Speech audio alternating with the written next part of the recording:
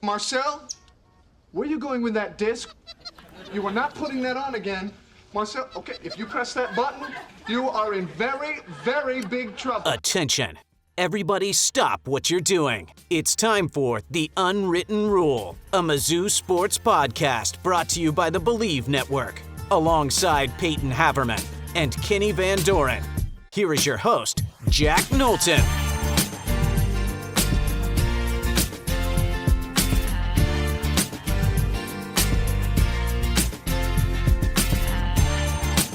Welcome back to The Unwritten Rule. Today is Monday, December 23rd, 2 days before Christmas, and the Tigers will not be going into the Christmas season into these next couple days with the Braggin Rights trophy. Missouri Tigers fell to Illinois on Sunday, 80-77, a game that was a little bit closer than Jack and Payton had originally expected, just talking about that game on Friday.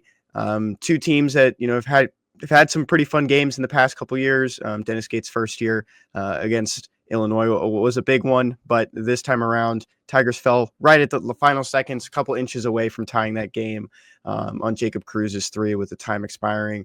Payton, just first and foremost, what was kind of your takeaway from those last couple seconds of the game and just how the game ended? Because we know this Missouri team has thrived on chaos, thrived on those opportunities to take those big shots. If you were in Dennis Gates' shoes, would you have called a timeout and kind of drawn something up? Yeah, in the moment, I was pretty frustrated that they didn't use the timeout there. But, Dennis Gates is hardly the only coach in the country that would not have let his team or would have let his team play it out there. That's actually a thing that's very popular amongst coaches, is just letting their guys play it out, especially a team like Missouri that we know they thrive on creating some chaos, getting out on the run, playing in transition. I get it. I get why you didn't call the timeout. I personally would have. I think because you need 3 points there, you got to try and just draw up your best play, get a shot for someone out there, preferably Tamar Bates. But it wasn't the worst in the world. Jacob Cruz did a fine job of working his way into getting a half decent look. It was still a little off balance. But I wasn't too frustrated by that. Just the game in general, when I think about it, Kenny, it reminds me of a little bit of the 2023 LSU game for football. Because let me say why. No, I definitely get it. I definitely see it. That was a game where you went into it thinking, okay, they've been fun so far. You probably don't expect them to win it, but how are they going to look in that game? And they came out of it, honestly, Missouri lost that football game, but I genuinely felt like, okay, this is a really good team. It was just, you tip your cap to Jaden Daniels and all that. That's how I feel about this Illinois game. I genuinely do think that they showed a little bit, my confidence grew that they're a decent team after this one, because Illinois is a good team. Illinois matches up against Missouri play style-wise really well, and we saw it. They brutalized Missouri on the boards. There was never a world that existed where that wasn't going to happen. They nailed threes early on. I know Knowlton and I talked about how that is going to be a thing that Illinois can probably do against this Missouri team, but Missouri, and Dennis Gates kind of alluded to it as much, they took every punch Illinois threw at them, and they threw it back for the most part. Missouri fell behind 10 points. That was their biggest deficit of the game. They responded with an 11-0 run to take the lead in the second half. It was easily the best Braggin Rights game, just in terms of being a good game between these teams since I've been a Missouri fan, which is admittedly not long, 2019. But overall, I have much more positive thoughts about Missouri than negative ones coming out of this game. And Brad Underwood, I was giving all the flowers to Mizzou after this game, the Illinois head coach, talking about how this is a tournament team, playing this close within a game like this, a rivalry game on a neutral floor, between these two between these two schools just in St. Louis, it was just one of those atmospheres where I think it was incredible to watch. I think, just from an aspect of just the fan bases as well, just getting into it, you could tell when you're talking about that 10-point run, you see all the Illinois fans get up. And then I kind of looked down and went back to what I was working on because I thought the game was getting out of hand and Mizzou was just going to, I think you even tweeted it, that this game was over, ended up being over, but Tigers got back into it, and you see that the Mizzou fan base, stand up. And I think this was just a good step forward. I think it's one of those losses where you just take it. I think that's something for Missouri fans and just the players as well, and just the team. It's not, it's still sour taste. You had an opportunity to pull off a big win there, even though against a team that's 7-3, it's still a good Illinois team. But I think there's, also some positives just from some of these players. I think one of the big things that jumped off the page, Tony Perkins didn't have the best game, ever, but he still scored, 18 points and had some pretty massive dunks. I even told you guys, like, he kind of has like the ability to, run the floor like Nick Honor and move the ball kind of in that position. But, he's a bigger guy. He has a lot more to that guard position this year, that point guard position that the Tigers haven't had. And coming back from that injury, I think that's something that really jumped off the page. And give Jacob Cruz, still went 1 for 5 from the field, but he had a big three, made his free throws. Still like, I think one of my favorite things you said during this game, Payton, was like break in case of emergency. This guy kind of just was there when they needed him. And my final thought, was talking about free throws too, is Mark Mitchell. I think that's still a thorn in his game. We talked about it really early on in the season. I think 3 games into the year, I showed you guys his free throw percentage. It was in the 60s, maybe mid 50s. And it's like, this needs to be something that needs to be fixed. And he's 6 for 12 in this game, still had 18 points. But when it comes down to those free throws from him and Trent Pierce, it's a different game. Yeah, no, I agree with you 100%. Mark Mitchell, I thought for the most part was really excellent in this game. I mean, Illinois had no answer for him when he was really getting on the drive there. But the problem is he just didn't make him pay enough at the line. Mark Mitchell is so talented. Such a great athlete. Just a mess for defenses to try and handle. But he has got to make them pay when he gets put at the line. Like, he's just got to be a little more consistent there. I don't want to take a crap all over Mark Mitchell for this game and really for this year. I think he's really, really been such a great addition for them. But those 2 missed free throws at the end, along with Trent Pierce's, really, really, really hit you hard. Because Missouri, I mean, this was a game that the officials were not letting them play. Missouri took advantage. It really kind of played into Missouri's favor because they've been able to get to the line so much this year, which is such a big positive. They just have to make them. And they took advantage of that for the most part in this game.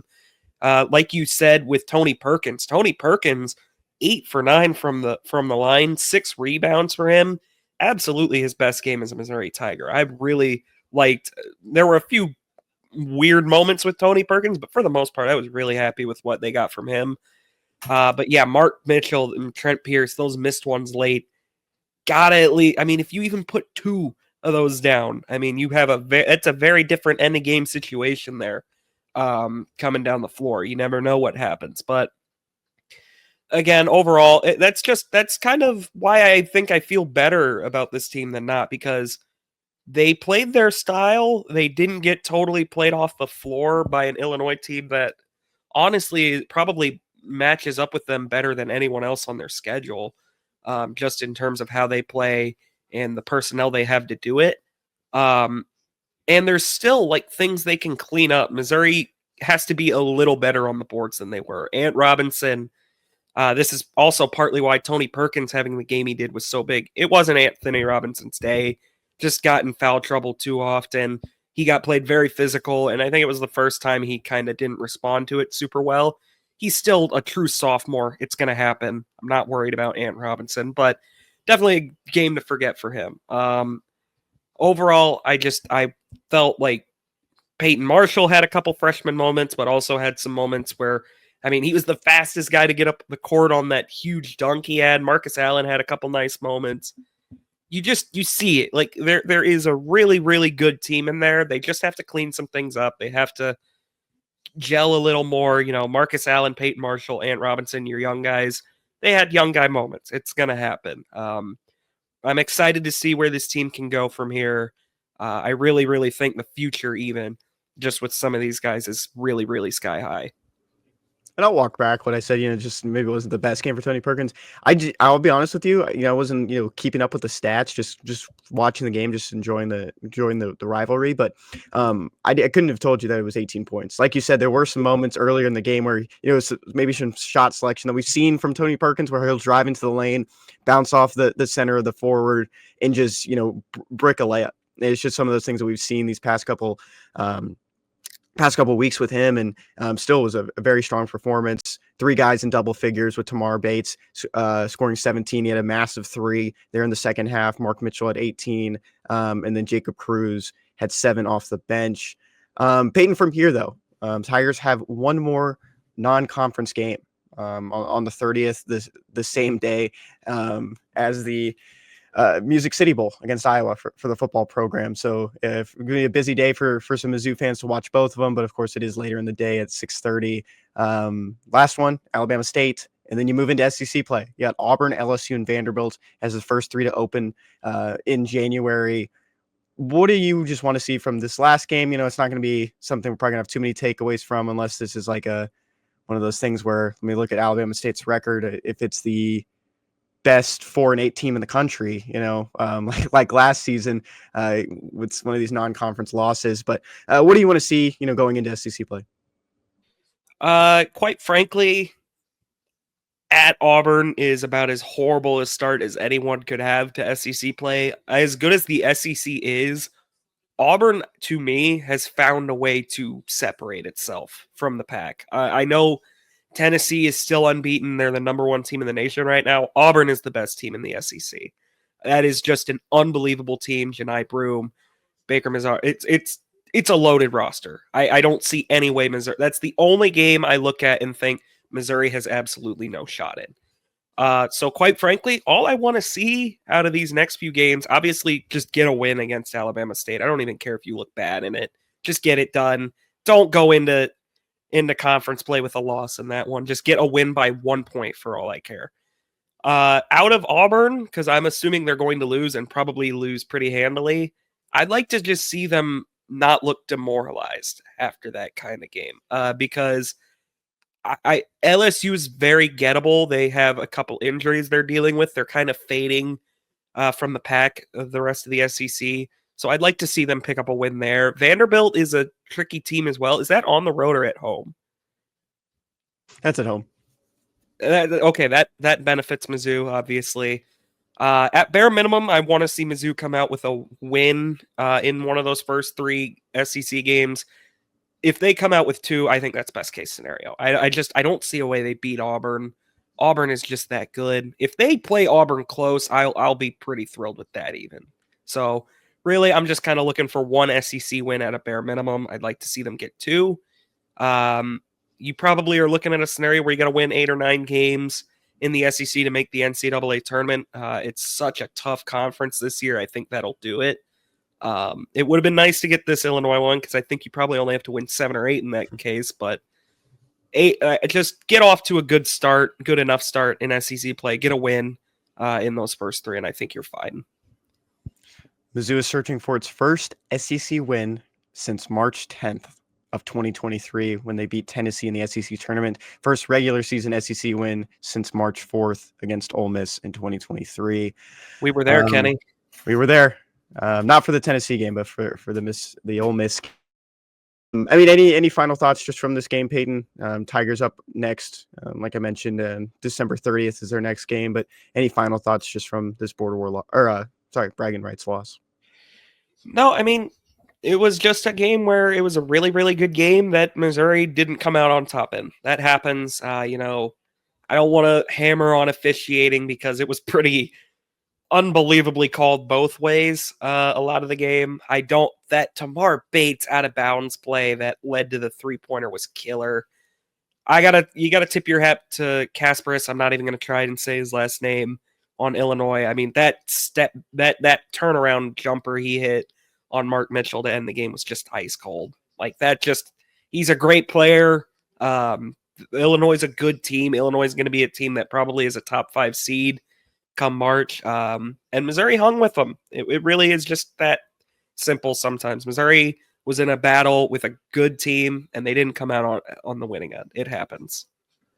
Let's do one more thing about this basketball game. I think it's something that we just kind of didn't talk about or give enough attention to. But Dennis Gates getting that technical foul Oh, in right. the first half. I mean, you just tell me your thoughts on that. I mean, I thought it was, I don't think it really hurt the team in the end. I've never seen that kind of emotion from Dennis Gates stepping onto the floor and getting into an official's face while the play is still happening, because it was a foul that he thought should have been called on that side of the floor.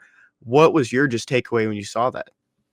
Oh my God, it was so weird because it was just a really frantic, chaotic like situation that led up to it. Dennis, I think, wanted that Anthony Robinson, like they kind of tripped him up to the floor a bit. It was a little incidental, I thought. But Dennis wanted the call. He got I've never seen, he just ran onto the court. Like, it's almost like he wasn't thinking and just was like, I got to get out there and yell. And then CY came out there and Dennis had to try and cool CY off. It was so weird that, like, I was like, Dennis, you're the one that got the technical. But you know what? I actually think long term it helped Missouri. They played really well after that. They cut back into the deficit. That was just that was that was part of the reason I feel so confident, like, that this is a good team after this game. Every time Illinois, like, Missouri would fight so hard to get it back to 2 or 3 point deficit, and Illinois would kind of go on a little bit of a run and widen it back out. Last year, this team would have rolled over and died when that happened. This year, every time that happened, they cut back into it. They were able to tie it a couple times. They took the lead really briefly. I loved that from Dennis, honestly, because it worked. It seemed like one of those, like, when the manager in baseball tries to get ejected to just fire the team up. It almost is how it worked for this Mizzou team.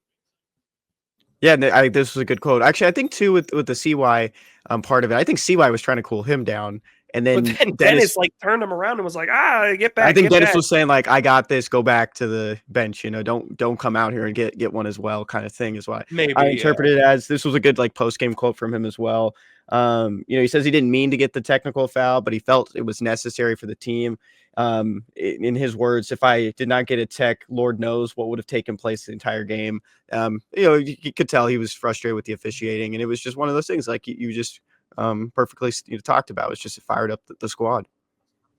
Yeah, it worked. I mean, credit to Dennis Gates. I really don't think it's so easy to critique mid-game when you're not in the heat of those moments. Like with the timeout thing at the end of the game, I was so mad at first, but then I thought about it more. I was like, I still would have called the timeout if I was the coach, but I absolutely get not calling it. Like, it's not egregious at all. I moaned about, like, him putting Marshall and Cruz back in, and Cruz wound up giving them a huge 3 and wound up being really huge from the free throw line late in the game. I give Jacob Cruz a decent amount of credit because he had bad moments, like only 1 for 5. He's just not a very good defender, I don't think. But he was big late in this one. I genuinely was okay with him taking that final shot. So overall, I thought it was actually a really well-coached game from Dennis. That technical fired the team up. He switched defenses really often. He went man-to-man a lot. He switched out to the zone. It really disrupted Illinois for a lot of the game, and it helped Mizzou get back in it. I thought Dennis had a very good day. And if you're watching with us on the YouTube right now, and you can see the score sheet, where it says team, and it has the one personal foul in the technical, that is Dennis Gates. I do wish that on the stat broadcast they could put the actual coach on there and just put HC or AC, assistant coach. But that's going to do it for our basketball talk. Missouri Tigers losing the Braggin Rights rivalry this year, 80-77 against Illinois in St. Louis. Tigers up next have Alabama State finishing out non-conference play on Monday, December 30th at 6:30. Be a couple hours removed from the Music City Bowl, so there's an opportunity to watch both of those. Probably not an opportunity to get to both unless you have a private jet and you're a donor and you know people. But yeah, there'll be an opportunity to see both. Before we get to quick hits, let's talk about some transfers real quick, Payton. On the football side, I don't have to get too much into the nitty gritty and, bringing up the PFF pages and looking at all these guys, but we know some nuggets about some of these guys that Mizzou landed in the past couple of days. And disclaimer right now, it is 5:41 Central Standard Time on Sunday. At this time, Missouri does not have a quarterback. commitment, but if Missouri does land one while we're talking right now, I probably have to step away for a second. But we will get back on and record that if the Tigers do end up getting someone. But let's look at the offensive line additions real quick. And that's the first one is Dominic Gadice. And coming over from Michigan, lost his starting job as the center. Looking like he's going to be an interior lineman for the Tigers at 6'4", 310 pounds. Just initial thoughts from you, Payton, on how he slots in, because he's definitely going to be a starter. Opportunity for him to play one of the guard positions opposite of Caden Green, but also a possibility to play at center, just depending on when Connor Tollison is back to speed and ready to go, back up to speed. Yeah, I mean, like since the last time we spoke, Missouri had 0 O-line commitments, and then on Friday, spoiler alert, they got 2 within like the space of a couple hours, which it's really big. I mean, they're losing 4 guys on that O-line potentially if Tollison's not ready. But I mean, at the very least, you're out Cameron Johnson and both your tackles. So, Gadice, I mean, you broke it down, I know, for me. Very good pass blocker on the interior, not a great run blocker. But honestly, the way Missouri runs its offense, I don't value run blocking as much as probably a lot of other teams value run blocking on the interior, because Missouri's run game is predicated on wide zone. Like the run blocking for the tackles is way more important than it is for the guards. Obviously, it's still important for guards. You don't want big D tackles just getting a ton of penetration and blowing up plays in the backfield. But I like that he's a good pass blocker, especially because Missouri's going to be breaking in a new QB, whoever it is. You want that transition to be as smooth as possible. Him coming from Michigan, I know he might have lost his job, but Michigan is a team that takes a whole ton of pride in being able to run the ball, just win the battle in the trenches. I mean, they just wore teams out, just ground them into dust on their national championship run 2 years ago. And Gadice is obviously going to be accustomed to that. So seems like a good pickup. We'll see, obviously, where he slots in depending on Tollison's injury. But Mizzou just needed bodies on the O-line at the end of the day, and they got a seemingly pretty decent player who could potentially start for them right away. And the thing too, Drinkwitz has mentioned, I believe twice now, that the expectation is Tollison will be ready, see some time in spring camp and get his knee back to where it needs to be. The expectation is he'll play next season, but it's never hurts to have an interior guy that can play guard or the center position. Losing a guy like Drake Heismeyer, who's been in this program his entire college football career, and really stepped up into a very strong role, very strong end to his career these past couple of weeks when Tollison went down. So having a guy with experience at the position at the college level is great. Taylor Chandler is probably going to be the future center for this program, but he's going to be a sophomore next season, or redshirt freshman next season in his second year. So it's good to have a guy that can move in there if need be, that has played at the Big Ten level, which is just as important than anything else too. Next offensive lineman, Keegan Truss, coming over from Wake Forest, played at Indiana State. I talked with you about this, Payton. This will be year 7 for Keegan Truss in college football. Pretty incredible. It's his 4th program as well.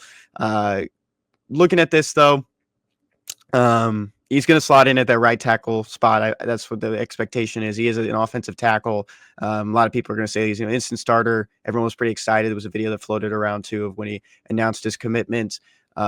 Payton, just from your expectations for him, he's going to be a 1-year guy. Last year of eligibility. What do you see here? I mean, obvious 7 years in college football experience on the O-line is probably as good as anywhere else in college, in just football in general. Interesting that he's just expected to be the right tackle spot. You normally want to fill that left tackle spot first. I think that's why losing Armand Membu early hurts so much for the roster in general. Just because you knew you had a bona fide stud over there if you could just figure something out at the left side. It is going to get to a point where Missouri's got to find a future at these tackle spots. They can't keep just cycling through guys. Marcus Bryant was a okay left tackle plug and play guy for a year, but you'd really like to nail down a solid like guy for a couple years, like you did with Armand Membu. But Trost, like you said, 7 years in college football, has Power 5 experience. That is never going to be a negative ever. So another good pickup. I'd assume Mizzou is still looking for one or two more guys at that O-line, and they'll need it because you can never have too much depth. And this is something I brought up as well, and just thinking about it, they're looking at some other offensive linemen that do have eligibility, and we'll talk about them in just a second. But it's good to get guys in the room that have eligibility so you don't run into these issues every single year. I think that's just one of those things. Yes, Mizzou is doing a lot more in the transfer portal. They're seeing guys that didn't contribute as much as freshmen, but we're probably poised to contribute next season, step away from the program and explore other opportunities. But it's still good to keep guys around. And no matter how much the college landscape is changing, especially just for Mizzou in that regard, losing young guys and just continue, hit on some transfers, it's still good to get a transfer with a couple of years of eligibility. And the guy that they're looking at right now who posted he was on a visit is Johnny Williams, the fourth, who's an offensive tackle from West Virginia. Huge measurables, over 300 pounds, 6'7". Probably slot in at one of those tackle positions as well. And nothing is set in stone too with Keegan Trost playing right tackle, but that's what he primarily did at Wake Forest. And then before Indiana State, I mentioned there was 4 programs. He was at Michigan State just for a year, so he's been around the block, been with some different programs. Another guy also looking at is Texas A&M offensive lineman TJ Shanahan, but he's a guy that would plug on the inside. He played center and the guard positions for Texas A&M. So that's really just where the Tigers are offensive line wise. Things could shuffle around. They could add more people or more guys, but depth is going to be a big thing. Losing guys that were all SEC caliber, and then going to a fresh new offensive line with a new quarterback can be a tough transition. So you want guys that could mold under Brandon Jones and not just be 1-year guys like Keegan Trost. There's no slight on Keegan Trost, but it seems like he'll fit right in with this offensive line group. Moving on. Another guy on the defensive side of the ball now is Nate Johnson. That pipeline to App State is still there. No one's found it yet. No one's dug it up to direct it somewhere else. But back-to-back seasons, Eli Drinkwitz gets a guy from his former program. Of course, he did not coach or recruit Nate Johnson, who's on the younger side right now. But Tigers get some help on the edge. Another defensive end going in that room. He is listed outside linebacker, but he's expected to play off the line. This is an interesting one because is he going to be a sophomore going into this season, or is he a sophomore right now, Kenny? For the Rivals How ones, many years of eligibility does he have, basically? I'll look it up for you, but Yeah. I think it puts him in like a spot where I believe he's just a redshirt freshman right now, and it goes as sophomore because it's just going by the actual year. Right. Okay. So interesting pickup because, you look at the numbers, they're not like huge. He had 2.5 sacks last year. And honestly, D end is going to be interesting to look at because, you're probably hoping Darius Smith can come back and give you quite a bit because you're losing Johnny Walker, who was your bona fide edge one. That probably slots Zion Young kind of into that edge one spot. And Zion Young did some good things this year, no doubt. I really liked him as kind of that second edge guy. But you're kind of going to have to hope that Eddie Kelly or Zion Young kind of take a big leap forward because I don't know that you have like that bona fide edge one that we kind of are thinking, or that they did last year or even the year before with Darius Robinson. So Nate Johnson, we've talked about it a ton. Also, like they always go pass rusher by committee. They love rotating guys in and out. Joe Moore is gone, so maybe he can kind of give you a little boost there. Maybe be that Joe Moore type guy that rotates in situationally, gets you a sack every game or two. It'll be interesting to see because this isn't a guy that puts up monster numbers, but maybe a guy that they're hoping can develop into something a little more since he has so much eligibility left. A little bit nicer. What the heck? Okay. You're a little bit nicer about Nate Johnson than you and Jack were about Langdon Kitchen, who was the first defensive end to come in, of course, from the Division II level. I wasn't mean about Langdon Kitchen. But the Tigers do get their second defensive end. Looking at some of the stats too, he had 77 tackles over the last 2 seasons. His freshman season, he did at 7.5 sacks. So he is just listed as a sophomore coming into this next year. He will be a junior. So just a couple more years of eligibility left for Nate Johnson. Fun fact: he went to high school with Brayshawn Littlejohn. They're both from Gaffney, South Carolina. So there is he a connection committed there. Anywhere? No. From what I've seen, Brayshawn Littlejohn is still in the transfer portal. Interesting. Yeah. Well, hopefully he gets back more to that. Did he miss any time? Do you know why that production dip might have happened? No. I mean, even the tackles went down. He played in 14 games his freshman season, so that includes postseason play. Right. But 11 games this past year, 34 tackles, 3.5 sacks. So definitely a step down. But when I was looking at his PFF grades, he was still top 5 in a lot of those defensive categories. It just wasn't a really good season for App State either. They went 5-6 this year.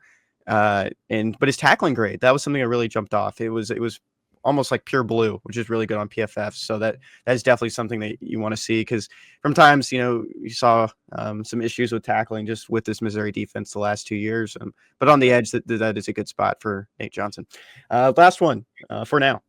There's no one that mysteriously or later commits after we're done recording here, but that's this is the Connor big Wesselman. one, Kenny. Yeah, this one came out of nowhere. I'll be quite honest. I was actually looking through Eric Link's following the other day, trying to figure out what punter he was looking at, because his first 2 that he was targeting, one ended up at Oklahoma, the other ended up out at Alabama. So this was a position that Mizzou had to get a body in. Currently, they only have one punter going into the bowl game in Luke Bauer, who participated in senior day. And although has a year of eligibility still listed on his profile on the Mizzou official roster, is not returning next season. So the Tigers needed a guy, and that's going to be Connor Wesselman. It was a Stanford starter in 2023. This past year, he did not have the starting role at punter. He was just the placeholder on field goals and extra points. So that'll be something that he's probably going to continue to do with the Tigers, but undoubtedly will be the starting punter this next season, given there is no other punter on the roster. Orion Phillips transferred to Utah. Will Saffris, who's a freshman, is still in the transfer portal. So that was something I wrote about this morning and just in this afternoon, is that, you can make fun of me. I love special teams. I wish I could vote on every special teams award. But this is going to be another leg that they're going to need someone behind Connor Wesselman. He has 1 year of eligibility. It's not anything to worry about. I'm just putting it out there that is going to be something that Eric Link and his crew is going to look at, is adding a freshman in that class of 2025 as a preferred walk-on, or even maybe someone in that second portal window, which I thought was really going to be when the Tigers got a punter, but they needed someone going into camp. They don't have a starter. Yeah, they don't have anyone currently on the roster for next year, but Connor Wesselman will be that guy. And from what I interpret as well, I know some people always ask, do they get scholarships or not? I do believe Connor Wesselman received a scholarship because Mizzou officially announced his signing. You don't get that with some other players, but if I can confirm that officially, I will. But the indication of a team posting that he signed without a PWO stamp on it means that he gets one. And that was the reason Jack Stonehouse left the program in 2022. He wanted a scholarship, and he got it with Syracuse. So this is the Tigers punter for this upcoming season, his final year of eligibility, and then Mizzou will try to look at one of these young guys or go back to the portal next year. I don't know how you do it, Kenny. I literally hate special teams with pretty much every fiber of my being. It's like my least favorite thing in football. I hate punters. I hate kickers. I hate long snappers. Hate them all. But look, I have a traumatic history with special teams in my fandom. But I'm honestly kind of really happy with this edition, because it's not them messing around with some garbage punter from the Ohio Valley Conference. It's a guy that has Power 4 experience and actually looks like a legit punter. So that's good stuff there. I don't know what went into him not being the punter this past year. Maybe Stanford just had a really rock star punter, and Wesselman just kind of didn't have anywhere to play. Kenny, correct me if I'm wrong, though. They don't have anyone incoming either, right? So they're probably still going to look for like a PWO to back him up just to be safe, right? Yeah, that's what I was primarily talking about, that they don't have a high schooler at the moment. They only have one preferred walk-on and a long snapper from Tennessee. So the Tigers will, it's certain. I can promise you that they will get some high schooler or even someone in that second window or even someone in the coming days. I doubt that will happen, but someone will have to be on this roster. They carried 3 punters last year. Maybe they do it again. Get 2 high schoolers or maybe someone in that second portal window, just for an opportunity to be back there.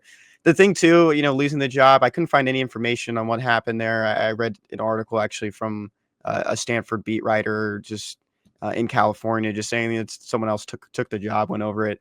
But California produces good punters. Connor Wesselman is from Georgia originally, but down over there in California, they've produced some good punters. One of them being Jack Stonehouse.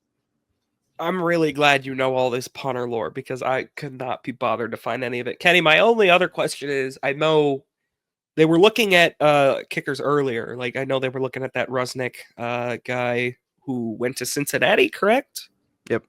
Okay, and it's been kind of talked about maybe bringing in competition for Blake Craig. Do you still expect that to be something they look at? I haven't seen any offers from any kickers. I'm usually pretty good about just searching it like every couple of days, just Mizzou offered, and didn't see anything. I have not seen any connections, but that doesn't mean they're not talking to someone or they haven't hosted someone. It's so, some people don't really, like to post those things, especially at the college level, but there's no indication right now that they're after anyone. But if they were, I don't think it's a bad idea to bring in a guy with 1 year of eligibility, just, give Blake Craig some competition and, better those kicks from inside the 40-yard line, from 40 to 49 was a real issue for Blake Craig this past season. So definitely something to, work on this upcoming camp and then figure it out for next year. But at the moment, it doesn't seem like they have anyone on their radar. Gotcha. That's going to do it for our portal talk for now. If something happens in the next couple hours, we'll be back on to talk about it with you. But we will end the show with quick hits. Well, Payton, it only took an hour and a half after we initially recorded this show, finished it up, and Mizzou has its quarterback for the 2025 season. Beau Pribula's agency announced the commitment of its quarterback, Beau Pribula, to the Missouri Tigers. 2 years of eligibility remaining.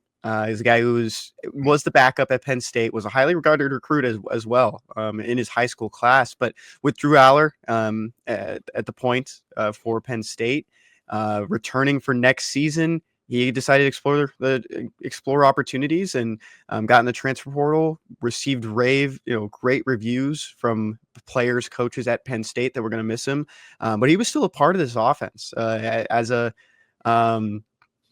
this past season for the Nittany Lions. And so, I mean, you're seeing a guy that has experience on the field, has experience at the Big Ten level, not so much as a starter, but Missouri Tigers got their guy. And I think that's where we'll start on this one. Yeah, it's interesting because it kind of was sounding like it was like Mizzou was still in on Pribula. Fernando Mendoza was still linked. I think obviously Fernando Mendoza is obviously the more proven, better player at this moment in time. But the thing about Pribula is, I mean, it's not like this is just some random backup that that Mizzou is hoping just hits big for them. I mean, this was a guy that took visits to 3 other power conference schools in Iowa, Ole Miss, and UCF. He had a visit lined up to Indiana as well, but didn't wind up making the trip there. So this was a very, very, very coveted player in the portal, not just one that it was Mizzou or bust for him to go and start at. It is interesting. It kind of felt like it heated up on Sunday because the dead period I know is at midnight and everything.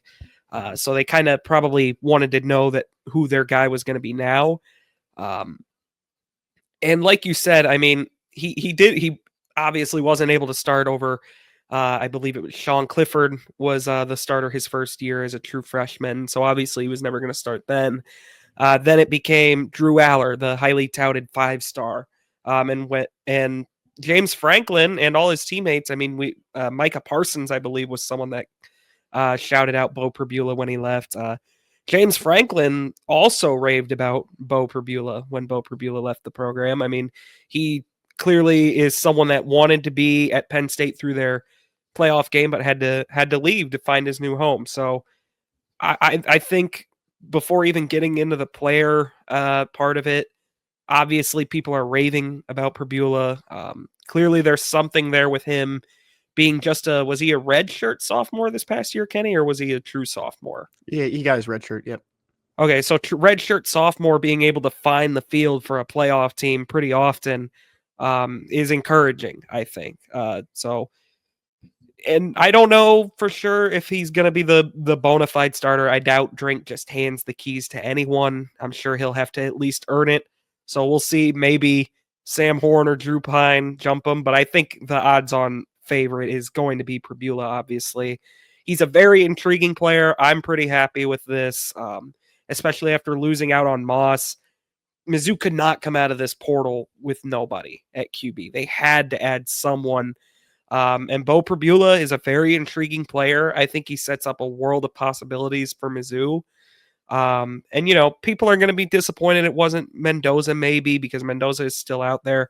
Maybe in an ideal world, you see what happens with Mendoza before Pribula. But to be honest with you, I think that if Mizzou thought Mendoza was that much better than Pribula, or that much of a better option, really, going forward, they would have probably waited around for Mendoza and stayed in that fight. So clearly they have enough conviction behind Pribula to go and make that move now. Yeah, I think a lot of people are going to assume that he does get the lion's share quarterback. And, we're going to see like the whole competition thing Drink is going to bring up in press conferences in the coming months as we get closer to spring ball, just talking about, hey, this guy is, we brought him in here for a reason. We brought him in here to play, but maybe there are options where you have two quarterbacks going at the same time. I don't really know how much Drew Pine shows you or gives you more than Beau would. And to be honest with you, do we know like if Drew Pine will stick around now? He has one more year of eligibility. Does he test the waters at all? Total assumption, but that's always just in the cards because that's just college football. But at the same time, maybe if Sam Horn comes back from this elbow injury from Tommy John surgery and can sling it. I mean, if things are going in the right direction, you have multiple opportunities there. And Beau Pribula just adds so many wrinkles to this offense because of primarily the running game. And I think that's one thing we can just pivot to real quick, just talking about, what he accomplished on the field these past 2 seasons in this Penn State offense is, he did stuff with his legs, and Mizzou's offense has called for its quarterback to get 2 first downs with his legs per game. I think over the past year or two, over the past year or two, Brady Cook kind of moved away from that. It's his first season as a starting quarterback. You really saw it, but he was also dealing with that shoulder injury. But this is just something that Drinkwitz has liked from his quarterbacks, being able to move around. And Beau really does that with his legs. Yeah, no, I mean, that's like the selling point. I don't know how much we can call him a dual threat right now because, I mean, that's the question with him is, can his arm translate? We've seen... I mean, you look at the numbers there, they're very surface level. He doesn't have a ton of reps, obviously, playing behind Drew Aller. It's mostly garbage time. But, I mean, this is a guy that legitimately Penn State would bring in packages to run the football. I mean, like, he can run. I don't think there's any doubt about that. He had 6 rushing touchdowns, 329 yards in 2023. 2024, he had 242 yards, 4 rushing touchdowns. Averaging well over 6 yards a carry every time he runs the football. So that's a very good dynamic. I know Brady Cook had mobility. Don't get me wrong on that, but Brady Cook was not running the ball probably like Beau Pribula can. So I think you're going to see this offense probably utilize the QB run game even more now. Obviously, I mean that's just going to they're going to have to utilize Beau Pribula's legs more often. I think that's obviously the proven commodity here. And I know I mentioned like he hasn't played a ton of reps. He did have to go into the Penn State game against Wisconsin this year, and I think had to play like most of the second half of that game because Aller was out with an injury. He helped lead them to a road win in the Big Ten against a Washington team, against a Wisconsin team that at the time I believe was 5-1, 5-2 in that range. So he that's probably the most real footage we have of him playing, just the most real snaps he's taken, and he passed the test. So obviously, we'll see how, like, this is the SEC now, big step up in reps for him. We're going to have to see how it all plays out, but it's an intriguing gamble for Drinkwitz and company, because he's not just a proven power 4 starter like Mendoza or Miller Moss would have been for this team. But I do think, like you mentioned, with the legs, if they can get that arm up to snuff, maybe the ceiling is higher for this team than it would have been with Mendoza or Miller Moss. Not saying that he's going to be better than either of those players this year, because I think Miller Moss and Fernando Mendoza are very good quarterbacks. But Pribula is very intriguing. I think the ceiling is very high for him. Yeah, and the thing that just comes to mind when you talk about those snaps, getting those reps to this 2025 season, it's a little bit of a softer schedule, kind of like this year. There's an opportunity to sneak out 9 to 10 wins, just depending on how things shake out after the portal and just how these rosters look. But two of the first 4 games are against Kansas and South Carolina. It's going to be kind of tough, to get up to speed, no matter, how good or how bad Kansas is next year. Just looking at this season, it wasn't the strongest year for the Jayhawks. It's still a Power 4 team. It's a Big 12 team you have to play in week 2 at home, though. So that's a good thing. And then South Carolina is that in week 4 at home. And, that's a big rivalry game as well. 2 teams that have, gone back and forth in that one. And after last year's game is going to be probably a big deal for a lot of these Mizzou players that are returning for the 2025 season. So it's just about, getting up to speed as a starter. You look at his PFF grades there if you're watching with us on the YouTube. So it's, it's not a lot of snaps. You look in there, it's just not many opportunities like we mentioned to get on the field. But I mean, the grades were there, but it's, it's like kind of just cherry picking. You see a lot of blue and green in there. We could say, oh, he looks good, but damn, that Wisconsin game is really intriguing, though. Yeah, 79 offensive grade, 90.2 as a passer, and then 57.9 as a runner, which is kind of funny for how much we. I mean, that's when he played the most. 11 of 13 through the air, 7.5 yards an attempt. That's his most real snaps, and that's a good game. That's a good half of football he put together. On the road in the Big Ten, Wisconsin is no slouch for those road environments either. So even with Wisconsin not being up to snuff, it has the past couple of years, it's still a good environment to put those numbers up. One thing I want to note too about Beau Pribula is that he is close friends. I don't know if it's a friendship or anything like that, but they are repped by the same agency for NIL and for just college football. And that is Matt Zollers, also from Pennsylvania. Beau Pribula, I think when I read one of his, when I read his announcement that he was entering the portal, he said that he wanted to be the Penn State quarterback. He was a Pennsylvania kid. He's just like Matt. Matt was a Pennsylvania kid, but Matt found something else. He found Mizzou. He found a home there, a staff that he really liked, Kirby Moore, Eli Drinkwitz. He found that, and it's just a little bit different in that aspect, but they're still like familiar with each other. They've worked out with the same people. You can go find videos of them spinning the ball together. So I think that's also a positive when you look at it. It's like, oh, a lot of people know a lot of people. There's a lot of connections, but we have 2 people that know each other for like a lot of familiarity. They're from this, both from Pennsylvania. Who goes from Pennsylvania to Missouri? Like we've mentioned this before. Now you have those connections there, and Zoller's just developing underneath Beau. I think that's a huge thing for moving forward. It's also interesting because, I mean, the assumption this year for a lot of people was going to be you get the 1-year starter, and then hopefully they bridge it to Zollers. Both Mendoza and Pribula, I mean, had multiple years left still of eligibility. So I honestly do think that gives you a little more flexibility. I think in an ideal world, you probably still want Zollers to be that guy under center in 26, but it doesn't force him to be now. I think if he needs a little more time, because I mean, he's not like this. Yes, he's a 4 or 5 star guy. He's not some can't miss. He's not like a generational change at all prospect, and development is different for everyone. So I think it gives you flexibility. If he's not quite ready, you roll with Pribula.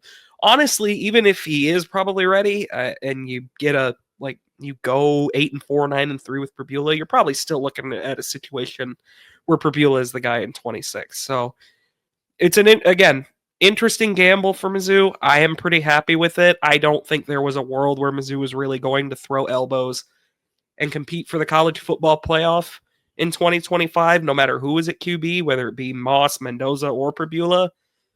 But I think this is, why not, like, in that case, why not throw a dart and see maybe if you can hit a home run on a guy that has some really intriguing styles of play. Yeah, and I think just like, like the biggest part of that too is that you can never like have too many quarterbacks that are, it's like one of those things you see in a lot of sports. You can never have too many offensive linemen because you need that depth. Like you need a quarterback to be developed behind him. Because you look at this past season, Brady Cook, no one was going to take his job, but when Sam Horn went down with that injury and he was going to miss the entire season, they needed a guy like Drew Pine. They needed, experience in there just in case, and it played out. I mean, it was perfect for what they needed. The past couple of cycles, it was looking at quarterbacks that would compete with Brady Cook or back up Brady Cook. And this was one of the first times that we've seen Eli Drinkwitz have to go out and find a guy that is going to start. That is what he did. And, he went after some guys that he saw as starting options for that 2023 season or 2022 season, missed on them. I think, in the back of his mind, he still was probably pitching, a little bit that we have guys here like Tyler Macon, who was a 4-star Elite 11 guy. We have Brady Cook, the guy that, he saw play. He put in the bowl game at the end of the 2021 season. So there were quarterbacks in the room, but I think right now it's just like there were a lot of question marks about, next year, is Sam Horn going to bounce back? You still haven't seen anything from him because Brady Cook had the reins. For Drew Pine, I think he's shown that he's a very reliable backup after that Oklahoma game in the second half. He's still a little bit shaky and he's not the biggest guy on the field, but he's a good backup. And I think that's, just someone you just want just in that room, but you needed a guy to start, and this was like one of the first times we've seen Drinkwitz and his staff go out and get someone.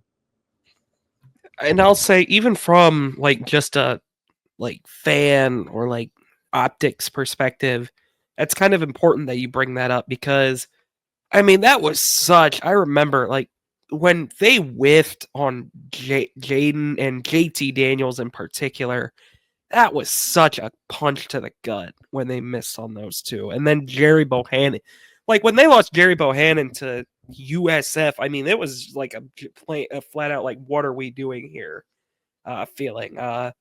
It all worked out in the end, really, but, I mean, no fan really wanted to miss on a guy like that. And then 2023, you get Jake Garcia. He was so bad, he didn't even crack the second string. It really was. And I mean, even losing on Miller Moss felt kind of like a deflation. So just from like a rejuvenating the fan base standpoint and like a national, like, look, we can get these guys thing, getting a guy like Pribula, who a lot of power school teams were after, is big. I think it's a nice little boost for the fan morale, because God bless Drew Pine for going out and playing really well in the second half of that Oklahoma game. Not a soul on earth, from fans to coaches and players, wanted to see him be the one starting against, who is it, Central Arkansas, week 1 next year. No one really wanted to see that. No offense to Drew Pine, but it couldn't be him. I think now Beau Pribula is just a much more exciting prospect. Maybe he doesn't work out, but I think it just is a nice gamble for them, if nothing else. Missouri Tigers have received their first quarterback commitment for the transfer class. Don't expect them to add anyone else unless they truly need another body in the room in the coming months. But they have Matt Zollers, they have Sam Horn, they have Drew Pine, and they will now have Beau Pribula all under scholarship for next season, pending any transfers or any other movement that might happen, but no indications of that at the moment. But that's going to conclude it with our little cut in here. We told you it was going to happen, and it did happen. So Beau Pribula is officially a Tiger. We will finish the show with quick hits on the other side.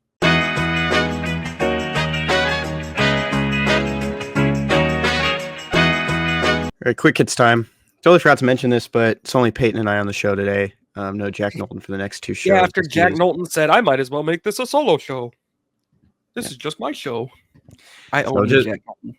Just Payton and I for the next week. We will have a show on the Friday. Oh, he's not joining us on Thursday either? No. So it's just me and you. If you're watching on the YouTube, or you're going to have to listen to me read these aloud, I'm going to be looking off the screen at an angle, so you won't get to see my beautiful face as I do the Daily Dozen trivia here with Payton for our trivia this week. I did not have anything fun to do, but we'll start it off with the NFL category. After getting acquired from the Bills, this Rams wide receiver totaled 4,600 yards from 2017 to 2021. 2017 to 2021. Acquired from the Bills. Okay, so this is Robert Woods. Because I am a huge Robert Woods fan. I thought he was so good. Correct. Moving on. College football. Brett Rippon? Yeah, Brett Rippon threw for 90 touchdowns and over 13,000 yards as a quarterback of this Mountain West school from 2015 to 2018. I know the answer to you. I actually don't remember where Brett Rippon went to school. He went to Boise State. Okay. Yeah. Kind of Boise. Brett Rippon more as a guy that just backs up. You just see him get signed by teams every once in a while. Chris Finch is the head coach of what Western Conference NBA team? I know this one. Do you? No, I don't. Wolves. I don't watch the NBA. Timberwolves. Finch Wolves. All right, moving on. We already got 3 in a row. Better than Jack last week. I've got 3 in a row. From 1981 to 2023, the Maxima was a sedan model produced by which car brand? By this car brand. I have no idea. Honda Maxima, right? That sounds right. Doesn't that sound right? I know nothing about cars. Honda Maxima. No! You stink! Boo! Boo! I have no idea. I don't know either. Yeah, it doesn't matter. Chain restaurants with a Christmas theme. The triple treat box is a deal offered by what pizza chain? Oh man, I'm so ashamed. I know.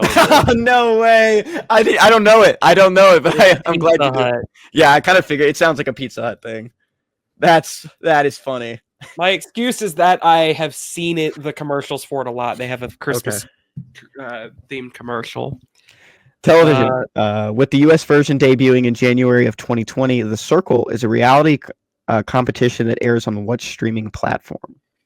What is The Circle? Platform? I've never heard of The Circle. Peacock. There's why? Yeah. Incorrect. Paramount Plus. Movies. Yeah, we were.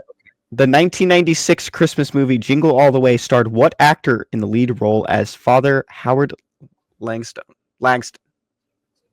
I have no idea, man. Langston. Do you know? Langston.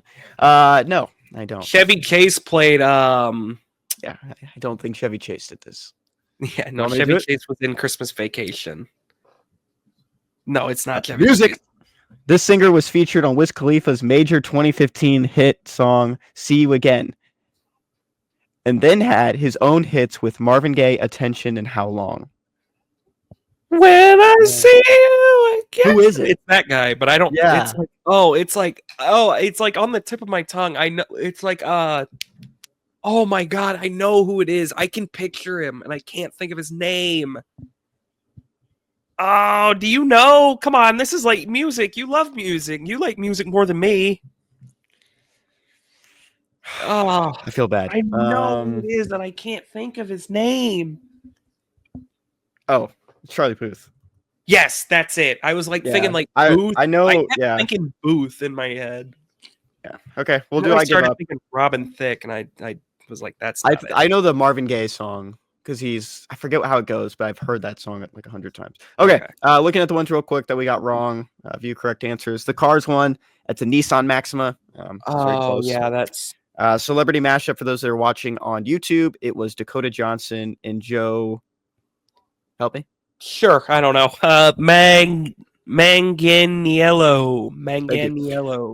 Chain restaurants. Peyton got that one correct, of course. Television. It was on Netflix. I did not know Netflix had its own show, The Circle.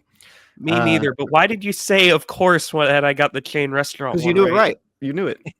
Movies. It was Arnold Schwarzenegger. I think I knew that. Oh my gosh. I think I've seen. Oh wait, no. Now that you say that, I actually can picture like a Arnold Schwarzenegger Christmas movie. Yeah. All right, moving on. Oh well. Tigers in the Wild. If you're watching on the YouTube, you're probably confused why. Oh, look, it has a Mizzou highlight reel. Oh my God. It's This the Cotton is Bowl. so nice of you, Kenny. The reason I'm the Tiger of the Wild, I was out with some buddies last night. We always do this. I've only done it twice now in the past 2 years, but go out with some of my friends from high school again. And there was a guy there wearing a Ohio State jersey. I saw him at a previous establishment before the one I saw him at 1:00 in the morning. And this gentleman was wearing a number 45 Ohio State jersey. And he was watching the Ohio State-Tennessee game. And I went up to him, just tapped him on the shoulder. I was like, oh, hey, man, did you go to the Cotton Bowl last year? Because I'm in Houston and Cotton Bowl's 4 hours away. And he said, no, I didn't. And I was like, oh, I was just going to say I went, Mizzou. Sorry that, as a Mizzou alum, I just went up and just wanted to start a conversation. Just saying, I went to Mizzou, went to that game last year, and he was just not enthused at all. So just ruthless Ohio State fan coming after me. He didn't come after me, but it was very awkward. I just wanted to have a conversation with a guy wearing a football jersey. He didn't seem very friendly.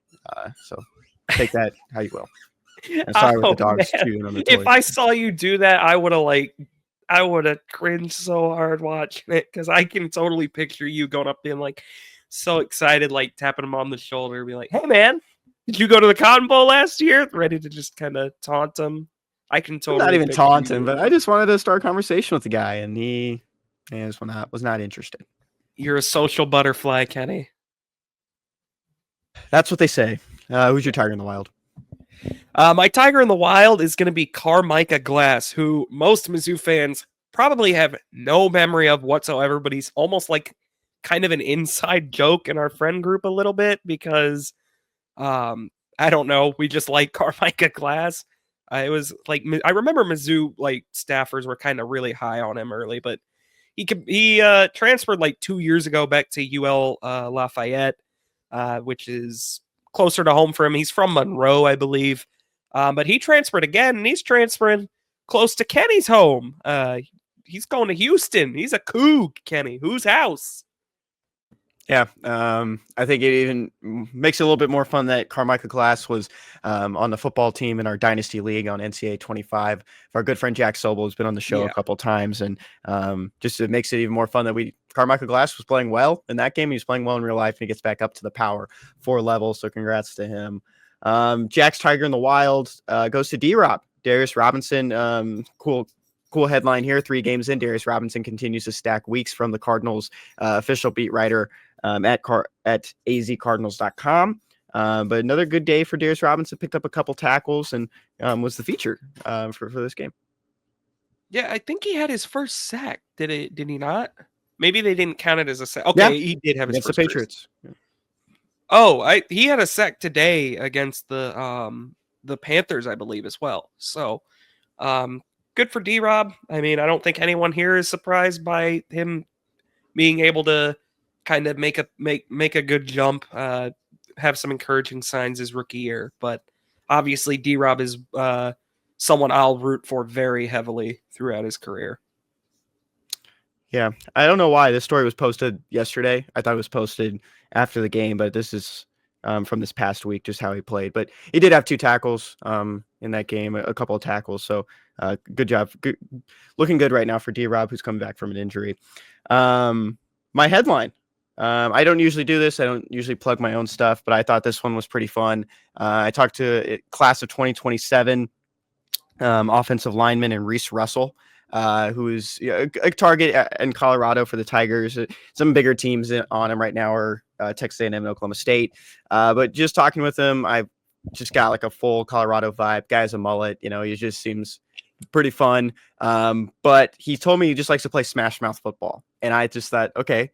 I asked another question. I came back to it. I was like, who did you get this from? And he was so excited to tell me about Quentin Nelson. And if you want to feel old, if you're in our age range, he watched Quentin Nelson highlights when he was in 3rd grade. If that makes you feel old at all. But he's just finished up his sophomore season in Colorado. But he said that's who really inspired me to play like that. Just have a screw loose in between those whistles, man. And he just kept saying in between those whistles. He was just having a fun time talking about Quentin Nelson. I tweeted the article today here on Sunday, and he quoted it with at Quentin Nelson GOAT. So he loves the guy. He was like number 50. He was like number 56. And when he was a kid, like I mentioned, when he was in like third grade, when he would pull on the offensive line, he would yell just like Quentin Nelson. So it seems like a fun guy and a good personality for wherever he ends up in college. Sign me up, man. Watching Quentin Nelson highlights in grade school, yelling when you pull like Quentin Nelson, smash mouth football player, in between the whistles, got a screw loose. He's checking all those stereotypical guard boxes. And it's not like he's like an arrogant guy at all. Like it's very hard for me. You know, I wish people could hear some of these guys I get to talk to, and because it's very just hard to encapsulate just their entire personality. But he's like the most laid back guy ever. But when he's on the football field, he just wants to be a monster, and it's pretty incredible. You know, I think that's just like a perfect character for whatever college football program ends up getting his commitment. And one of the biggest things he said to me is that wherever he commits, he's not going to visit anywhere else. Like that is it, which you don't hear that very often from high schoolers, especially a guy who's in the 15 to 16-year-old range. Yeah, I mean, I'd like to be able to take him at his word, but we'll see. I've been bit by some players saying 100% committed before. 1,000%. Yeah, 1,000%, 110%, all that. It typically isn't over until the pen hits the paper. Yep. Payton said not Penn, but Payton, what is your headline? My headline is going to be Ohio State routes Tennessee in college football playoff. The first day the first round rather of the college football playoffs are over, and it was largely terrible football.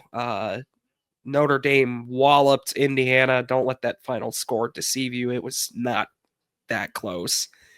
SMU looked way overmatched by Penn State. I did not watch much of the the Texas Clemson game, but I actually heard that one was okay.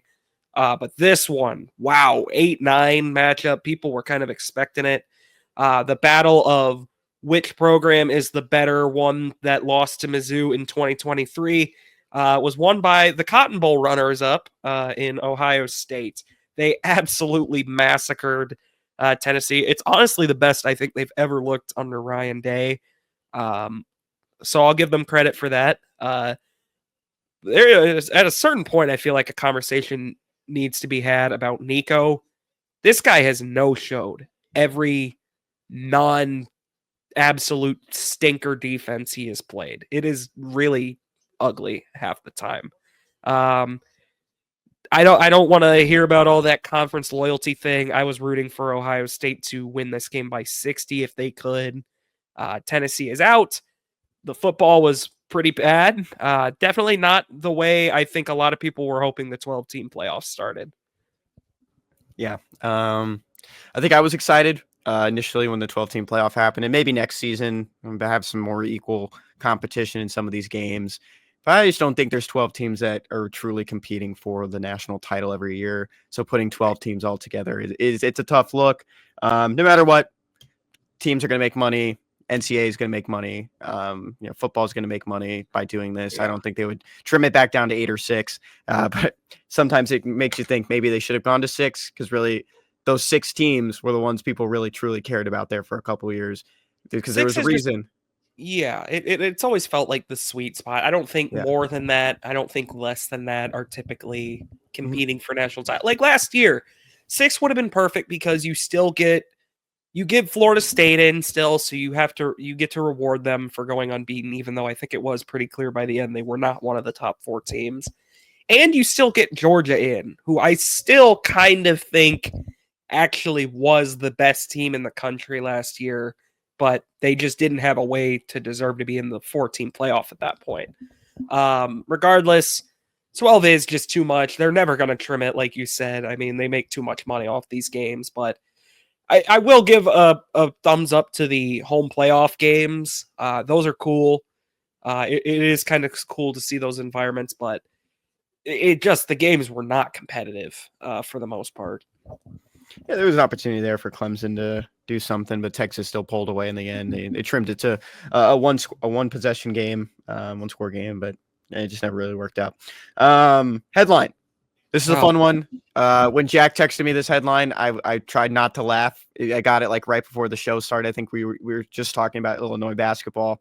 But his was from ESPN 2024 NBA Cup updates, highlights, and takeaways. We already made fun of him for this. He was very excited about getting the NBA Cup trophy. I think if my team, I'm not a very big Rockets fan, but if it's Rockets had won it, I'd probably be doing the same thing. But I also don't watch basketball like Jack does. But he was very excited about this. He said we can make fun of him, but he was just excited and wanted to share it. Now, I say this as someone that would have celebrated Mizzou winning the Armed Forces Bowl, like the Super Bowl. I would have celebrated it like that. This just does not feel the same to me as a bowl game in college football, though. It's professional athletes, it's professional sports who already, I mean, in the NBA, you see guys just jumping ship, forming super teams left and right. It already kind of has an air like they don't care about anything other than just the title in general. I don't buy the cup. I don't buy into it. I don't care about it. If the Bulls won it, I'm being genuine. If the Bulls won it, I just wouldn't care. It just does not feel that cool to me. But I don't watch a lot of NBA basketball. I'm sure some of the environments do seem kind of cool for these cup games. I do like the whole gimmick of like switching up the courts and stuff, even though some of them look terrible. But I don't know, dude. Celebrating super hard. Knowlton, your team has won an NBA title in the last few years. How are you excited about this? This is nonsense. And then fired their coach that won them the title and moved on to an analyst. Okay, but we'll give Doc Rivers some credit there, but it doesn't seem like the Bucks are in the best position with so much talent that they've had these past couple years. Yeah, they have Dame and Giannis, and I'm supposed to think that they care about winning the NBA Cup. I don't think they care. I really don't. They don't care because Darvin Ham told Doc Rivers, "Yeah, I wouldn't even celebrate this one." They left the champagne and stuff in the buckets. Yeah, I saw the picture of the table with all the celebration stuff, and they just didn't do it. But I mean, good for the Bucks. You know, I think my whole NBA not good for the Bucks. Who cares? They should be aiming higher than this. My whole shtick now is I just root for the Bucks to lose. I just root against Jack's teams. That's one of my favorite things to do because it makes him mad. But that's going to do it for headlines. One last thing just on quick hits. We mentioned this last show about Doug Gottlieb in the Friday show, just that ratio that we were talking about back then. Adam Schefter got up to 33,000 likes. He actually double ratioed Doug Gottlieb, who yeah, so Doug Gottlieb got 2.5 thousand likes on his quote tweet of Adam Schefter's tweet talking about Sacramento State. And then he got 2.9 thousand on his initial post. And then his last one was in Jesus, Doug, a 7-game losing streak in last place in the Horizon League. Less time on social media, more time in the gym, got him 33,000 likes and 5.2 million views. It's probably a good amount of money in that tweet too. And then a couple of days later, Doug Gottlieb lost to a Division II team. Yep, who we call he lost to, I think it was Michigan Tech or Northern Michigan, one of those schools. Michigan Tech. And he referred to them as like nobody you or something like that. Or just was using nobody you as a general term for games like Michigan Tech. And then they went out and lost to that team. So not good. Maybe they should not a Division I basketball team, just my 2 cents, should not hire a guy that also puts in his contract, I still want to have my radio show to be their head coach. That was Jack and I's like pretty much primary conversation. We talked about Doug Gottlieb, just still talking it up, and I don't even know how you balance that. But I know it's a lower end. You don't do it very effectively, apparently. Still, no wins in conference play, or I guess no wins in general, right? Kenny, if you were offered the incarnate word basketball job right now, would you quit this podcast for that? No, I have the worst basketball mind in the world. You have a joke. Let's assume you weren't. Round us out with a joke. Joke of the day. This one comes from our favorite TV series, The Today Show. Kenny, how do you organize a space party? Huh. You invite all the stars. That's a good guess, actually. I like that. But no, you plan it. Okay, that's good. Yeah. That's good. Yeah, I thought it was going to be a lot easier than it was, and it was. Well, that's going to do it for Monday's edition of the Unwritten Rule. Hope everyone has a good Christmas, Kwanzaa, start to Hanukkah, whatever you choose to celebrate, whatever your family celebrates this holiday season, and we will see you guys on Friday.